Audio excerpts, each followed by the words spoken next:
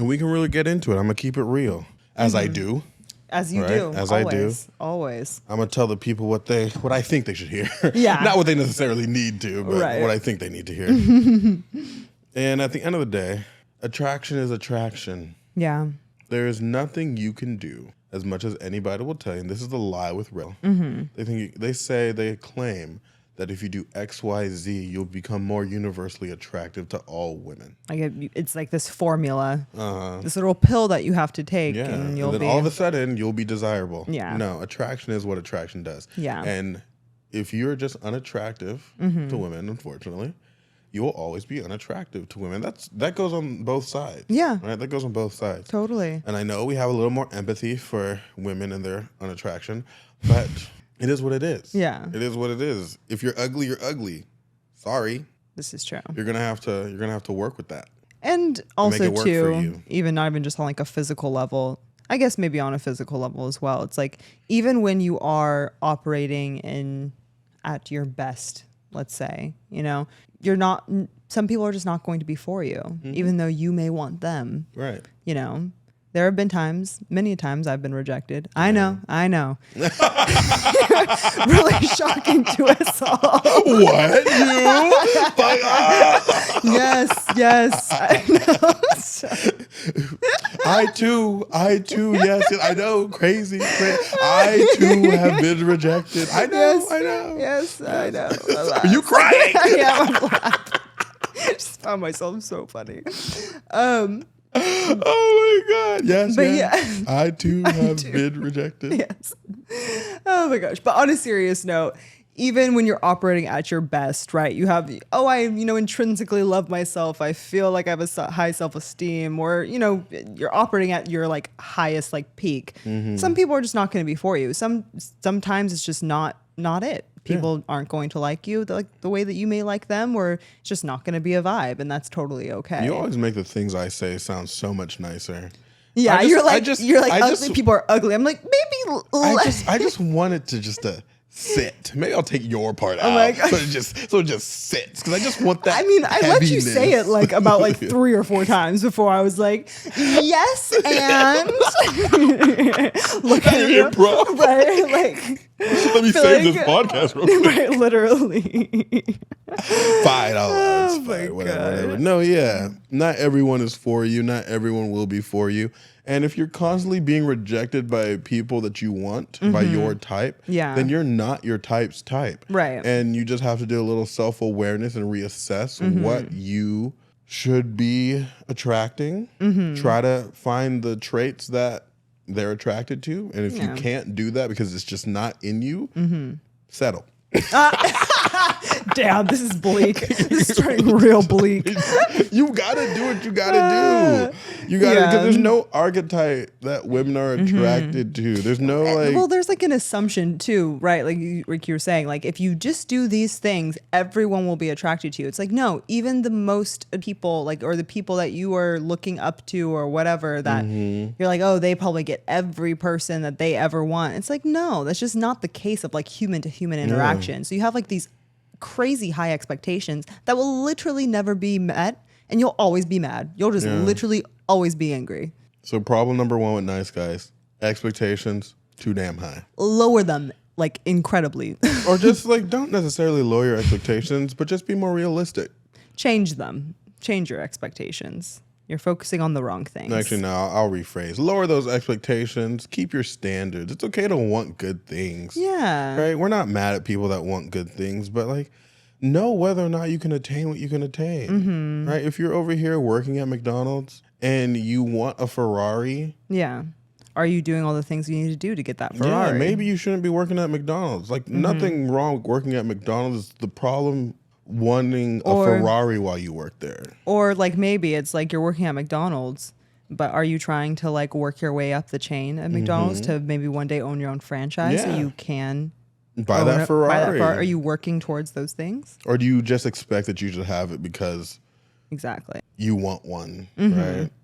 Not to compare women to Ferraris, but but to do exactly that. Yeah, to do exactly that. 100%. Anyways. And this bad boy archetype, right? We're going to go back to that for a little bit. Yeah. Because the bad boy, like the Damons that people think that women like, do exhibit a certain amount of attractive traits. Yeah. But these traits aren't necessarily toxic or bad or not. But it's like, no, they're not attracted to the bad, toxic individual. They're attracted to the set of traits that are attractive traits that good men do, kind people do.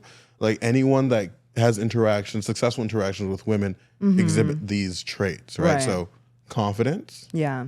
Number one, like we said, every relationship, the root of anything will always go back to confidence. 100%. And maybe we should have a confidence episode. Just all about confidence. Just like, instead of just this disambiguous idea, confidence. We could have confidence. We can maybe break it down a little bit. Maybe. If we can. I'll see if that's even possible. Right. We're getting meta. Yeah.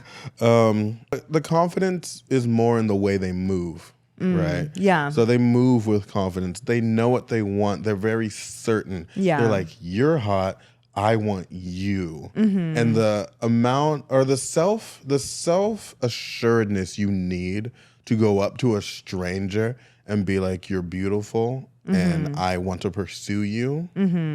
Tailored with the assumption that they find you attractive. Yeah. Takes so much like stability. Yeah. That's very indicative of a stable person.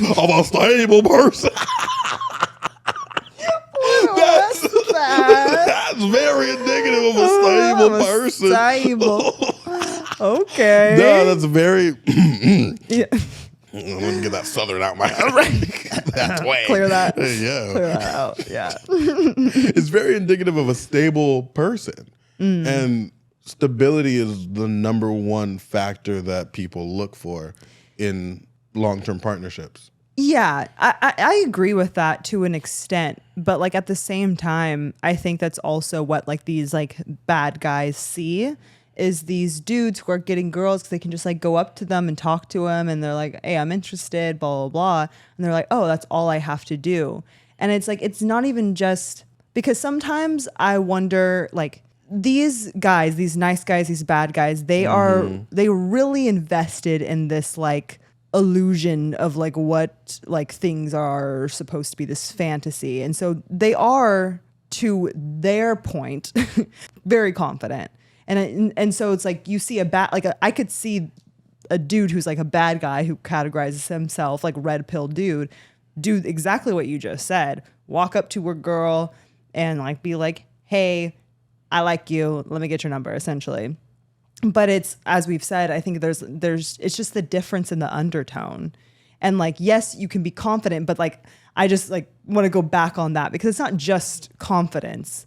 Because those red pill dudes are very confident. That's why they have podcasts. Yeah, that's why they're a little too confident in their point of view. You know what I mean? A little too deluded. Exactly. Yeah, delusional. That was the word. So maybe we can clarify that, right? Because there's confidence in self. Yeah. And then confidence in like foolishness. Yeah. Right. So if you believe you're attaching yourself to some sort of external ideology, it's not really of yourself. And you believe it so strongly that it gives you that false sense of confidence. Exactly. Right? Exactly. Yeah. That's a very important clarification. Yeah. And interacting with a person for a general amount of time, you'll very quickly be able to discern the difference because the next point is what you won't get with a red pill dude and their false sense of confidence based on the empowering belief system that they've created for themselves that really empowers and supports their worldview is that you won't get an unapologetic sense of authenticity. Because the moment you question a red pill and the moment you question don't question them. Yeah. Know your place. Right. What do you mean? Exactly. A woman has an opinion. Right. Do not speak, woman. A whore. She's obviously a whore. The whole word. Hey, yeah. That was such a dad joke. I'm so bad. Oh my God. Why do you make such white dad jokes? I don't understand. Why are they so funny? Oh my goodness! Oh glad you my enjoyed goodness! That was the horror. It was the delivery for sure. 100%. It was 100% the delivery. That was good. Oh my gosh! But yeah, you question them. You question a nice guy. You question an insecure person because this is the foundation of their existence. Right? It's insecurity. Yeah, deeply insecure. You won't get unapologetic authenticity. No. You'll get anger. You will get resistance. You'll get defensiveness. Yeah. Whereas if you question deflection, manipulation, all these stuff to try to maintain their sense of self and their worldview, right? Their facade. Ooh, good word. Yeah. They maintain their facade. But you question a good man, the men that people want, that have maybe these traits that the bad boys also share. Yeah. You question him, and you'll always find, and this is what I find when I question these type of men. You always find a pause, right? A consideration. Yeah. A reflection. Totally. Every question is met with a reflection, unless it's just immediately it's a dumb question, right? Sure. And there are, like, people say there's no such thing as a dumb. No, there are some things. There is such thing as a dumb question. Yeah. And they would get that with you. They'll meet that with an answer. Yeah. Right, immediately.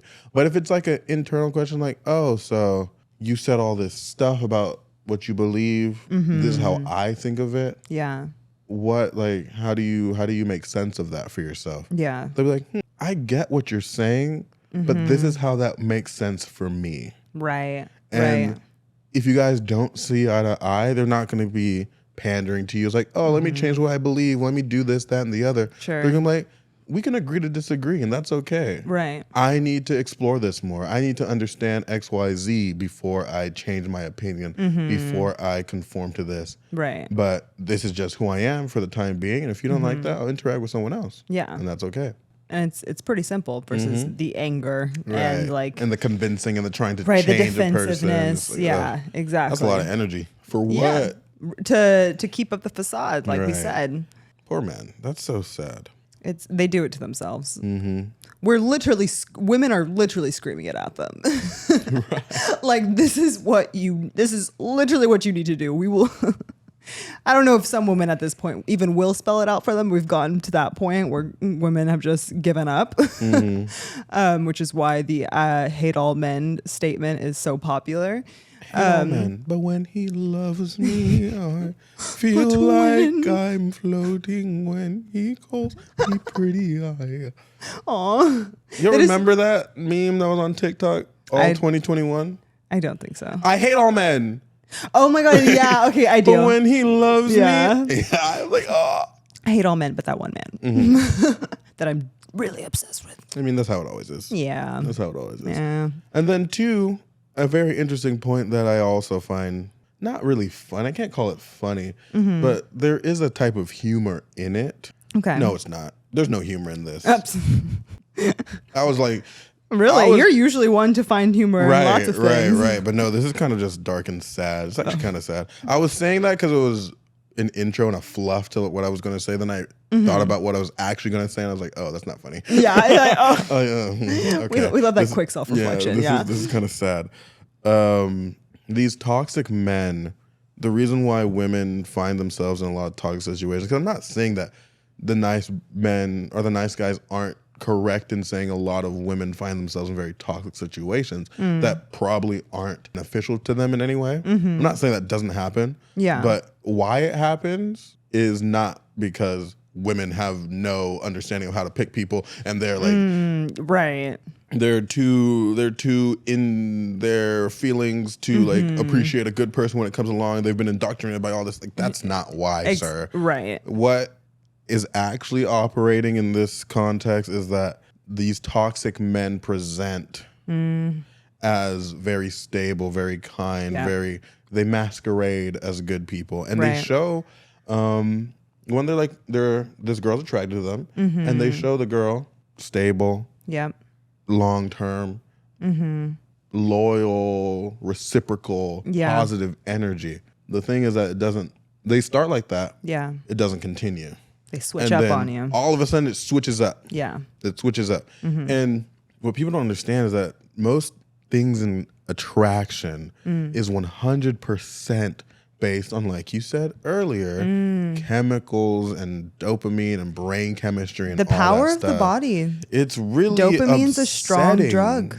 Because if let's say you could flood a human mind with a certain stimuli with dopamine, you can 100% predict the outcome of that association based on just messing with the chemicals. 100%. And I think I don't know what I think about that yet, to be honest. Yeah. It doesn't sit well with me because it really starts to invalidate a lot of the experiences that we have when you reduce it to biology. This is just a spike of dopamine, and that's why I feel that way. So I don't know how I feel about that at this moment in time. Totally. But when a person that you like is treating you well, you get that spike of dopamine. Your brain chemistry fluctuates. Right. You have sex with them, and all of a sudden now your brain chemistry is even more crazy, right? And forming all these neural pathways, getting in more a way, attached. Yeah, you're getting addicted to the chemical release that's happening in your brain. Yeah. When that is undercut from you and now you don't experience that, he goes cold and all of a sudden he doesn't want to interact with you anymore. It's a very shocking experience because it's like now you're not getting that stimulus. You don't know what to do. You've experienced it and then you naturally assume that you can get it again. Maybe it's something that you did. Yeah. Maybe you don't have enough I'm not going to say self-respect. Maybe you don't have enough self-awareness about the situation. Maybe you're a little younger. Yeah. And just like, oh, maybe something happened. Is everything okay? Totally. And they'll just do that hot and cold thing all the time. And really sporadically too. So you don't know when it's going to be good again. Like 3 months on, 3 months off. Because you'll get accustomed to that. It's 2 weeks great, everything's good. 1 month super amazing, loved, bombed, all out crazy, whatever. And then all of a sudden nothing. For 2 weeks. And then all of a sudden they have a good excuse to take them back. And then 6 months. And then nothing. And then it's like off and on like that. Totally. And you are having this interaction as a addict would have to their substance. Right. Because that's the same type of chemistry that's happening in your brain. So it's not like they want the toxic interaction. It's that they can't escape the toxic interaction. It's not that they're pursuing these types of men. It's that the types of men they've been duped. Yeah, they've been manipulated into being in these type of situations that they can't escape from. They don't necessarily seek these interactions out. It's these toxic people seeking them out. Yeah, 100%. And you, and with your savior complex, thinks that you would be the solution to that. Where it's like, no, they were never attracted to you they were never attracted to you in the first place. So that's the problem. And nice guys in their savior complex can't reconcile within themselves. The person might not find them attractive. Why? Because they themselves don't find themselves attractive enough to be even worth wanting. So the lack of validation that they don't receive, they receive. The lack of validation that they're not getting from the person that they want it from. Just reaffirms that negative self-perception. So then they project onto other people when they're rejected. Exactly. Exactly. And it's funny because in that overcorrection, right, with the red pill bad boy toxic individual, there is at least a sense of similarity because nice guys think that they can become bad boys, right? Sure, yeah. You hear it all the time. They're like, I could be that way if I wanted, but I'm a good guy. Just I'll wait treat until you well. I can be savage too. Just wait till I snap. I'm trying to like maintain it, this, that, and the other. And there is like a sense of relatability between each other because, like we were saying, they're kind of the same. But as a man, you can always transition within the archetypes of that manship. So without even realizing, if they keep that mindset over time, they start hating the women that they want, right? So when the girl actually gives them a chance to have some sort of interaction, like, okay, you're right, you have been trying, you have been really, really good. I was wore young, down I her was defenses. Yeah, damn. Seriously. Sometimes these, like, that's like, I feel like usually when like these like nice guys finally get their opportunities because they've been waiting around on the sidelines for long enough, and moment they've like weakness, like a lame zebra on the edge of the herd. Exactly, 100%, and they leap, they latch onto you. Then they end up resenting them. Because like it took so long and you built up all this stuff, and like all the things you were saying, I'll treat you well, I'll do this, that, and the other. Right. You're not doing half that. Yeah. You're actually treating them worse, and you end up being the toxic person you claim you never would become. Right. Perpetuating the cycle. Oof. Damn, that's a shame. It's crazy. Yeah.